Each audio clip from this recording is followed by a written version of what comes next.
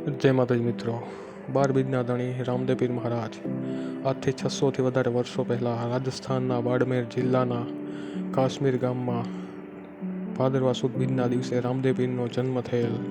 તેમની માતાનું નામ મિનળ દેવી તથા પિતા અજમલ રાય.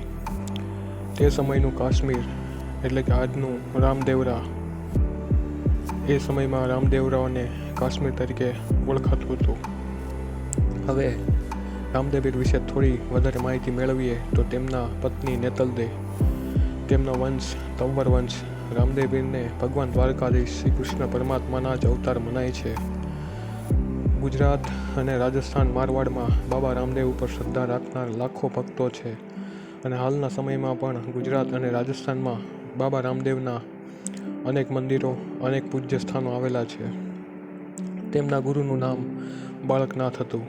તેમના ભાઈનું નામ વિરમદેવ હતું, જે તેમના મોટા ભાઈ છે. રામદેવ પીરના મુખ્ય શિષ્યોમાં હરજી ભાટી, ડાલીબાઈ, કતીબ શાહ બાદશાહ, રત્નો રાયકો અને હરભુજી હતા. રામદેવ પીરે જીવતા સમાધિ લીધી હતી. ત્યારબાદ તેમના વંશજોની વાત કરીએ તો રામદેવ પીર મહારાજને 2 દીકરા હતા. એકનું નામ સદાજી અને બીજાનું નામ દેવાજી હતું. રામદેવ પીર મહારાજને એક દીકરી પણ હતી, તેનું નામ ચંદ્રકુંવરબા હતું. સવાજી રામદેવરાથી નીકળીને 15 કિલોમીટર દૂર સદા ગામ વસાવ્યું. જ્યારે દેવાજીને 2 દીકરા થયા, રાણોજી અને ભાણોજી. આજે રામદેવરાના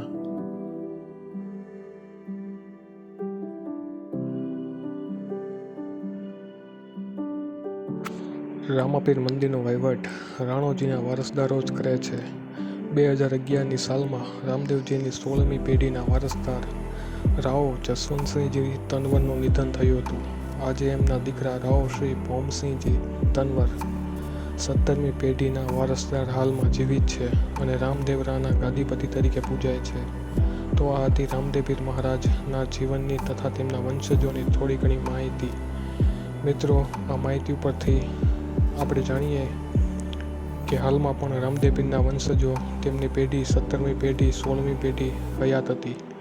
અત્યારે 17મી પેઢી તરીકે રાઓ શ્રી ભૌમસિંહજી તનવર રામદેવરાના ગાદીપતિ તરીકે છે અને રામદેવ પીરના સીધી લીટીના વારસદાર ગણાય છે.